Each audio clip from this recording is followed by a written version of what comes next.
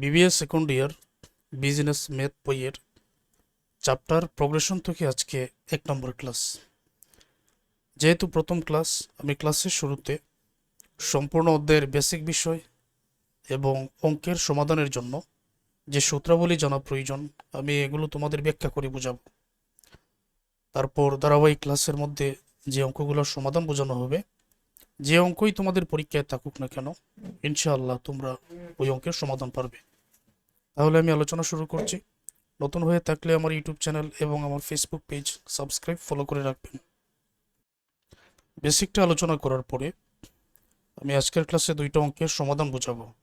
তবে এতটুকু গ্যারান্টি দিতে পারি, প্রথম থেকে শেষ পর্যন্ত ধৈর্য ধরে যারা ক্লাস দেখবেন তারাই বুঝবেন। এমন কোনো শিক্ষার্থী পাওয়া যাবে না যে কোনো কিছু বুঝতে পারেন নাই। আচ্ছা, দ্বারা 2 ধরনের দ্বারা আছে অধ্যায়ে, বা প্রগমন।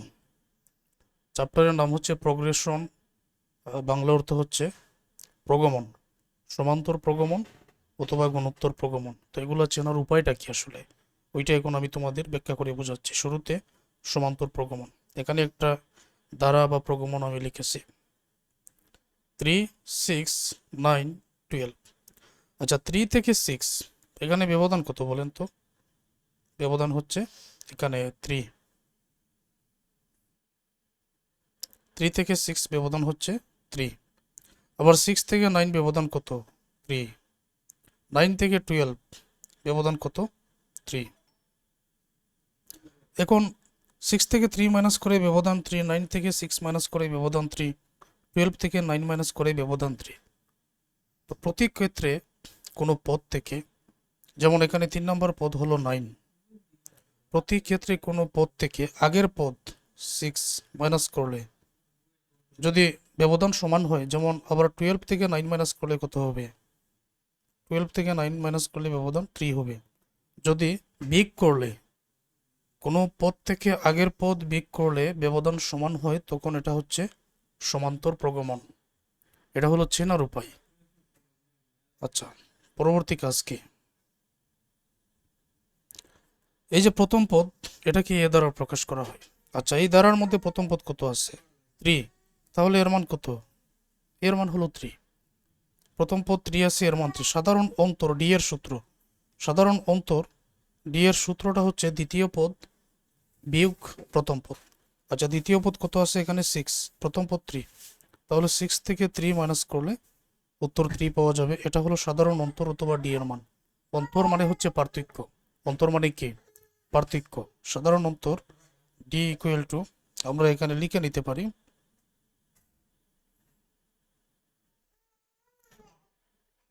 দ্বিতীয় পদ মাইনাস প্রথম পদ, ডি এর মান বাইর করার সূত্র। ওকে, এখন তোমাদের কাছে আমার প্রশ্ন, বলো তো এই ধারার মধ্যে 4 নম্বর পদের মান কত? আমি জানি তোমরা সহজে বলবে 4 নম্বর পদের মান 12। 3 নম্বর পদের মান কত? 9। এখন যদি বলি 5 নম্বর পদের মান কত, তোমরা সহজে বলতে পারবে। যেমন 12 এর সাথে আরো 3 যোগ করে, আমি যদি বলি এখানে 5 নম্বর পদের মান কত, তুমি 12 এর সাথে আরো 3 যোগ করে আমাকে বলে দিবেন 15। একেবারেই সঠিক। তো এখন যদি আমি তোমাকে বলি 100 নম্বর পদের মান কত, তখন কিন্তু তুমি আর আমাকে মুখে হিসাব করে বলতে পারবে না। তখন কি কাজ? তখন সূত্রের সাহায্য নিতে হবে। n তম পদের মানের সূত্র a plus n minus 1 into D. এখানে শুধু এর মান মানে প্রথম পদটা বসাবে, n মানে কত নম্বর পদের মান তুমি বাহির করতে চাও, -1, আর ডির মানটা হচ্ছে ব্যবধানটা কত, যে ধারাটার মান তুমি বাহির করবে ওইটা ব্যবধানটা কত বসিয়ে দিলেই 100 নম্বর পদের মান বলো আর 1000 নম্বর পদের মান বলো, যাই থাকুক, ওইটা তুমি সহজে বাহির করতে পারবে।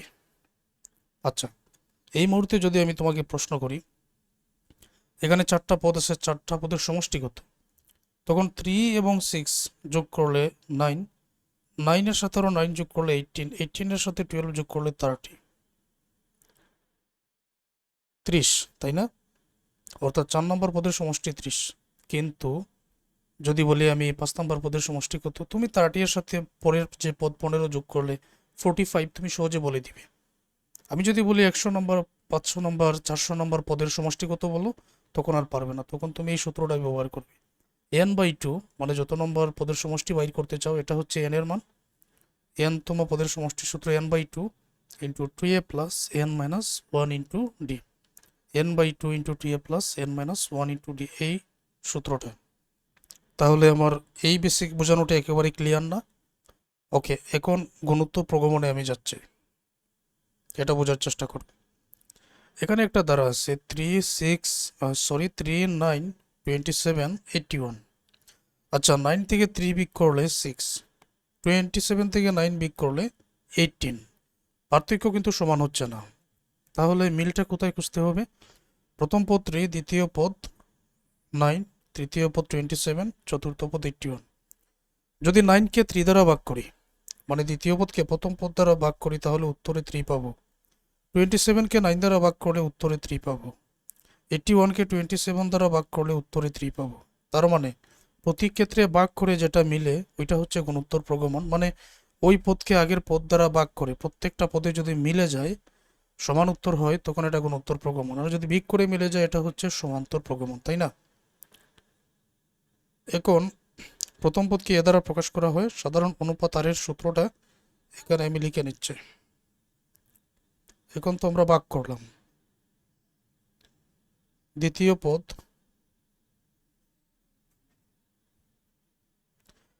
পদ ভাগ প্রথম পদ, এটা হচ্ছে সাধারণ অনুপাত আর এর সূত্র। আচ্ছা, 81 না, মানে 3কে 3 দ্বারা গুণ করলে 9 হবে, 9কে আবার 3 দ্বারা গুণ করলে 27 হবে, 27কে আবার 3 দ্বারা গুণ করলে 81 হবে, এই গুণোত্তর দ্বারায়। তো যদি বলি 4 নম্বর পদের মান কত, দেখা যাচ্ছে 81। যদি বলি 5 নম্বর পদের মান কত, তখন 81কে আবার তুমি 3 দ্বারা গুণ করে যত হবে সেটাই বলে দিবে। তো যদি বলি 100 500 নম্বর পদের মান কত, বলতে পারবেন না, তখন n-তম পদের মানের সূত্র a into r power n-1। এ মানে প্রথম পদ, আর মানে ওই যে সাধারণ অনুপাত আর যেটা, আর n মানে তো এই যত নম্বর পদের মান সেটাই n এর মান, বসালেই তো উত্তরটা হয়ে যায়, তাই না? তারপর n-তম পদের সমষ্টি। আমি তোমাকে বললাম যে এই জায়গায় 4 নম্বর পদের সমষ্টি কত, তুমি এই 4টা যোগ করে আমাকে বলে দিবে। তো যদি বলি বড় কোনো সংখ্যা দিয়ে 100 500 নম্বর পদের সমষ্টি কত বলতে পারবে না, তখন n-তম পদের সমষ্টির সূত্র 2টা। কখন কোনটা? এই যে আর এর মান, সাধারণ অনুপাত যে আর এর মান আছে, এটা যদি 1 থেকে বড় থাকে তখন প্রথম সূত্রটা, এই প্রথম সূত্রটা, এবং আর এর মান যদি 1 থেকে ছোট থাকে তখন এই দ্বিতীয় সূত্রটা। এখন বাকিটা আমরা অঙ্কের মধ্যে আলোচনা করব। এই হলো বেসিক সূত্রগুলো, মনে রেখো।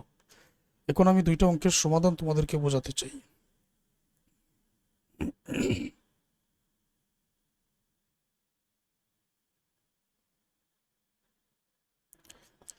Problem 1, 1 3 1 plus 3 plus 5 plus dot dot plus 99 ধারাটির সমষ্টি নির্ণয় করো। সরাসরি বলা হয়েছে ধারাটির সমষ্টি নির্ণয় করো। এখন প্রথমত চেনার উপায় হচ্ছে এটা কি ধরনের পদ, সমান্তর নাকি গুণোত্তর। 3 থেকে 1 বিয়োগ করলে 2, 5 থেকে 3 বিয়োগ করলে 2, মানে বিয়োগ করে মিলতেছে, তার মানে সমান্তর। আর সমষ্টি বাইর করার জন্য বলা হয়েছে, তো সমষ্টির সূত্রটা আমরা কি জানি? একটু আগে আমরা সূত্রটা জেনে এসেছি যে n/2 2a plus n-1 into D. এখানে n এর মান প্রয়োজন, এর মান প্রয়োজন, আর ডির মান প্রয়োজন, আর তো কিছু লাগতেছে না। এর মান এবং ডির মান সহজে বাইর করা যাবে এখানে। এখন n এর মান প্রয়োজন, যে আসলে 99 এটা কত নম্বর পদের মধ্যে পড়ে, ওইটা আগে বাইর করা প্রয়োজন। তখন এই n এর মান বাইর করার জন্য n-তম পদের মানের সূত্র প্রথমে ইউজ করতে হবে। যেমন আমি এখানে লিখলাম, লক্ষ্য করো, একটু ধীরে ধীরেই কথা বলি, তাড়াহুড়া করার কোনো প্রয়োজন নেই। আমি এখানে লিখলাম ফার্স্ট টার্ম,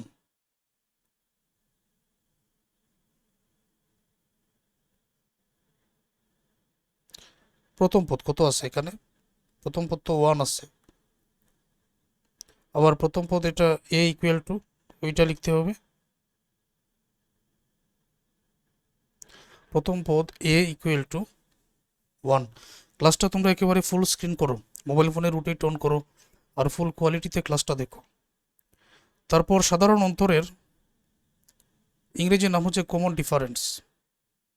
তো আমরা এখানে লিখতে পারি কমন ডিফারেন্স।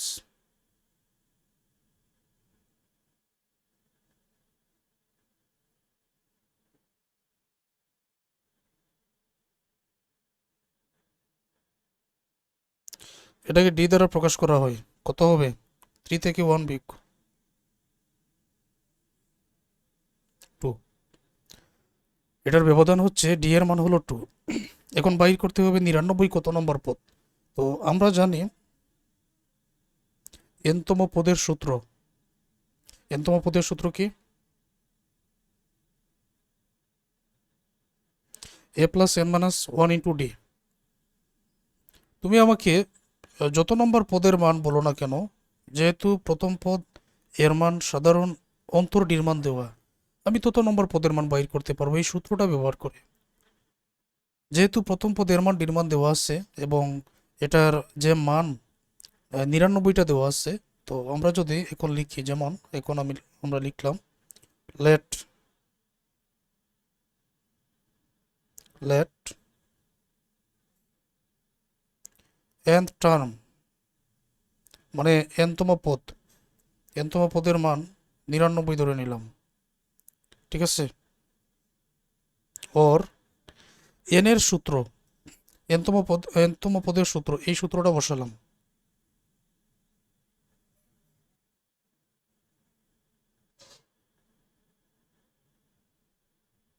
ওর চিহ্ন। আচ্ছা, এর মান কত আছে এখানে? এর মান হচ্ছে 1, ডির মান হচ্ছে 2। মানটা বসাও। 1 প্লাস এন এর কোনো মান নেই, বাইর করতে হবে, ইন্টু ডির মান হচ্ছে 2 সাথে 99। 1 প্লাস এই এন মাইনাস 1 এর সাথে 2 গুণ হয়ে আছে, তাই না? আর ডি এবং ব্র্যাকেটের মধ্যখানে খালি জায়গা মানে তো গুণ, এই জন্য গুণ দেওয়া হয়েছে।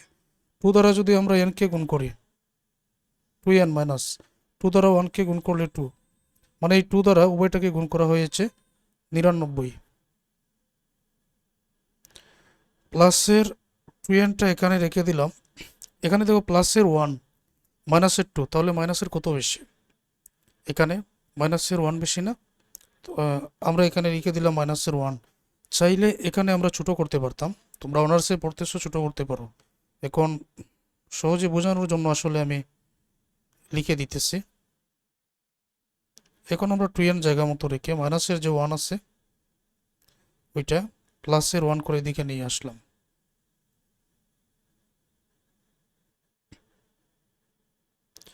নিরানব্বই এবং 1 যোগ করলে 100, এর সাথে একটু গুণ হয়ে আছে, ভাগ করে নিলাম। 100কে 2 দ্বারা ভাগ করলে আমরা এন এর মান 50 পেয়ে যাব। এই 50 যেটা আমরা এন এর মান পেয়েছি, এন এর সূত্রটা বসিয়ে 99 মানটা বসালাম। যদি প্রথম পদ এর মান 1 হয়, ডির মান 2 হয়, তাহলে 99 হচ্ছে 50 নম্বর পদ। তো 50 নম্বর পদ বলতে এটা কি তোমরা বুঝতে পেরেছো? যেমন আমি তোমাকে এখন প্রশ্ন করলাম যে 5 এটা কত নম্বর পদ, তুমি বলবে 3 নম্বর পদ। একই রকম 99 কত নম্বর পদ এই ধারার মধ্যে পড়বে? 50 নম্বর পদ। তাহলে যেহেতু 99 50 নম্বর পদ, এখন 50 নম্বর পদের সমষ্টি এই সূত্রটা ব্যবহার করে সহজে বাইর করা যাবে। তাহলে সমষ্টি আমি বাইর করি, এটা এইখানে বাইর করতেছে। ওই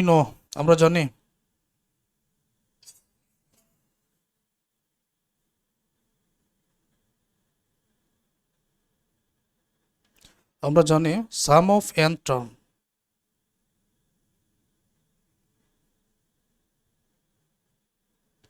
এটার বাংলা অর্থ কি? এনতম পদের সমষ্টি, সাম মানে সমষ্টি। সূত্রটা লিখে দাও।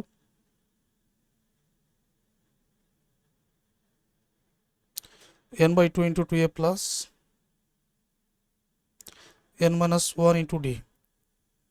এখন কত নম্বর পদের সমষ্টি বাইর করতে হবে? 50।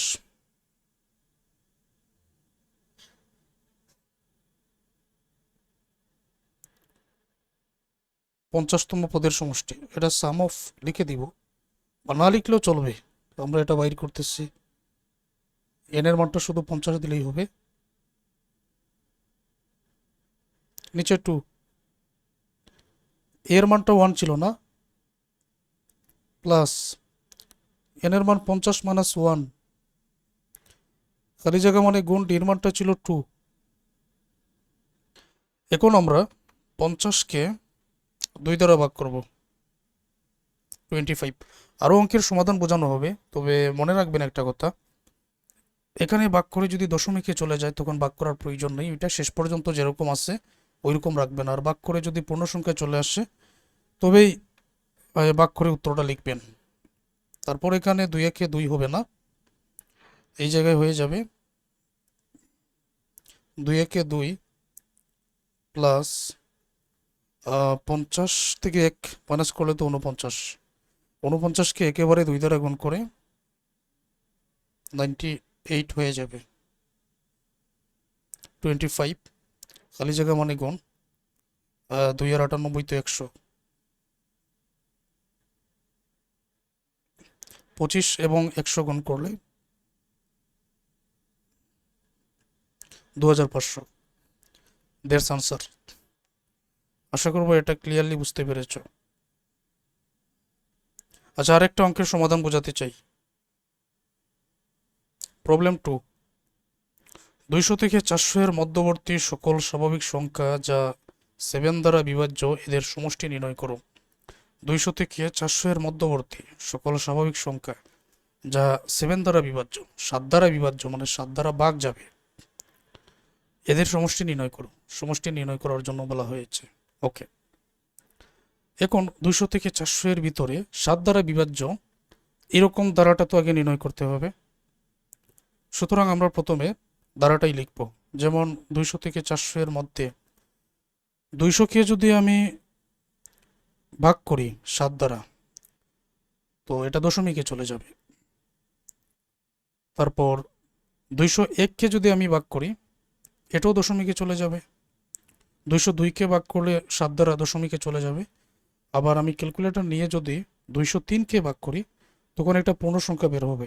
তার মানে 200 এর ভিতরে প্রথম যে সংখ্যা এটা 203 দাঁড়াবে। তোমরা দেখে নিবে যে 200কে আগে 7 দ্বারা ভাগ করবে, দেখবেন এটা দশমিকে চলে যায়। একই রকম 201, 2 ভাগ করবেন, 203কে দেখবেন যে একটা পূর্ণ সংখ্যায় চলে আসে। তাহলে 203কে ভাগ করলে যদি পূর্ণ সংখ্যা চলে আসে, পরবর্তী সংখ্যা আমরা যদি 203-এর সাথে 7 যোগ করি তাহলে 210 হয়ে যাবে। তো 210 হয়ে যাবে, এটাকে তো অবশ্যই 7 দ্বারা ভাগ করা যাবে। উত্তরে কত আসবে? 30 আসবে, তো এটাও ভাগ যাবে। তাহলে পরের সংখ্যা কত হবে? 210-এর সাথে আমরা আরও 7 যোগ করব, 217 প্লাস ডট ডট ডট এরকম। এখন কত এর ভিতরে? 400 এর ভিতরে। কিন্তু এই 400কে যদি তুমি 7 দ্বারা ভাগ করো, তুমি কিন্তু পূর্ণ সংখ্যা পাবে না, বিভাজ্য হতে হবে, ভাগ যেতে হবে। কি করা যায়? 400 এর আগের সংখ্যা আমি 399কে ভাগ করি 7 দ্বারা, তখন এটা পূর্ণ সংখ্যা পেয়ে যাব। সুতরাং আমি এখানে লিখে দিলাম 399। ঠিক আছে? এটা পরবর্তী কাজ। প্রথম পদ সাধারণ অন্তর টির মানগুলো বসাতে হবে। এটা সমান্তর দ্বারা নাকি এটা গুণোত্তর দ্বারা বলেন তো? 210 থেকে 3 বিয়োগ করলে 7 পাবেন, 217 থেকে 210 বিয়োগ করলে কত পাবেন? 7 পাবেন, মানে বিয়োগ করে মিলতেছে সমান্তর দ্বারা। তাহলে আমরা লিখে দিব এটা প্রথম পদ,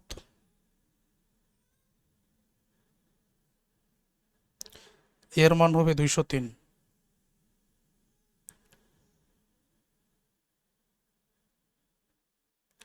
সাধারণ অন্তর ডির মান হয়ে যাবে এখানে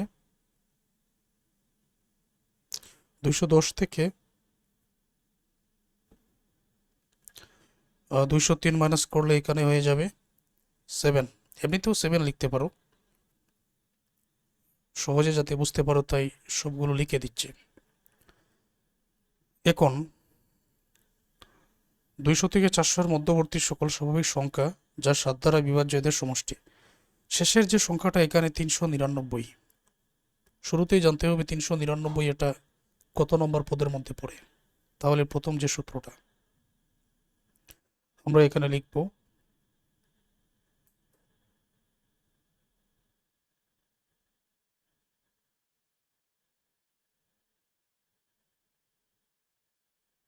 মনে করি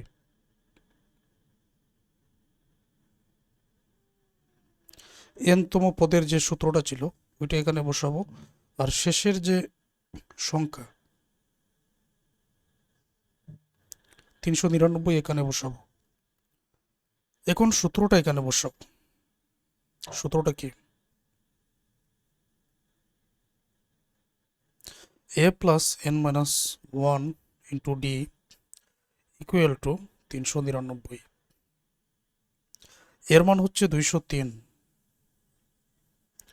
এন এর মানটা কত বাইর করতে হবে, সুতরাং এনটা জায়গা মতো বসিয়ে দিলাম। আর ডির মানটা হচ্ছে এখানে 7 ইকুয়াল টু 399।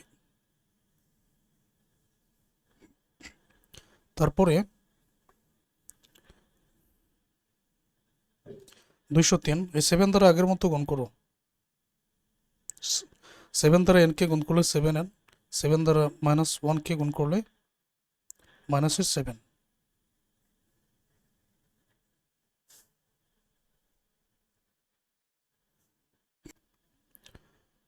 7n প্রথমে নিয়ে আসলাম, 203 থেকে মাইনাসের 7 যদি এখানে মাইনাস করি এখানে 196 হবে।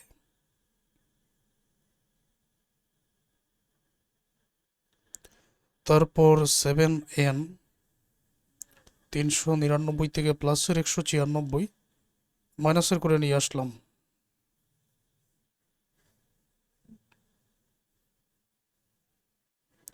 399 থেকে 196 যদি আমরা এখন মাইনাস করি তাহলে এখানে হবে, এখানে বিয়োগ করলে আমরা পাবো 203।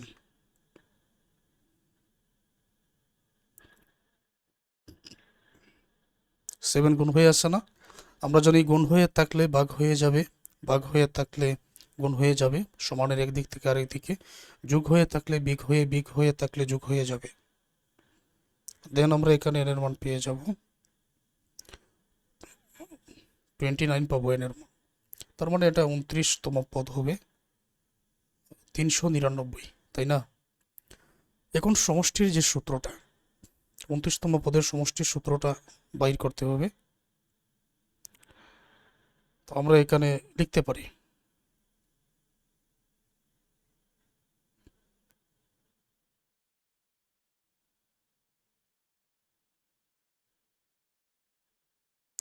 পদের সমষ্টি n/2 2a plus n minus 1 into D. মানটা বসাও। n এর মান তো 29, নিচে 2। আচ্ছা এখানে 2 আছে, এর মানটা কত ছিল মনে আছে? 203 ছিল। n এর মান 29 মাইনাস 1, আর ডির মানটা কত ছিল যেন? 7। উপর থেকে মানগুলো এখানে নিয়ে আসা হলো।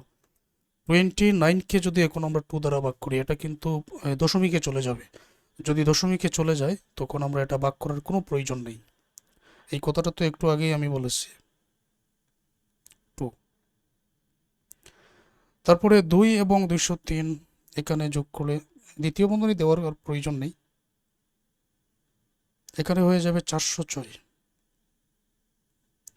প্লাস 29 থেকে 1 বিয়োগ করলে হবে 28। 28কে 7 দ্বারা যদি গুণ করি তাহলে কত আসবে? 28 গুণ 7 আমরা পাবো 196।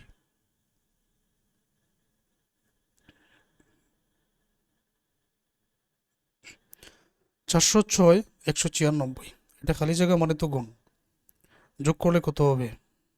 602। এখন কি কাজ?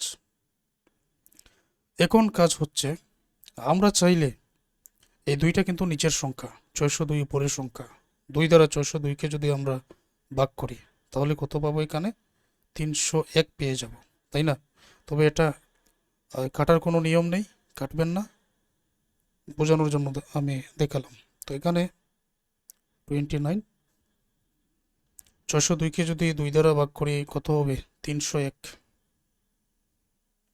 29 এবং 301 আলাদা এই জায়গায় গুণ করে নাও। আলাদা গুণ করলে 8729 চলে আসছে।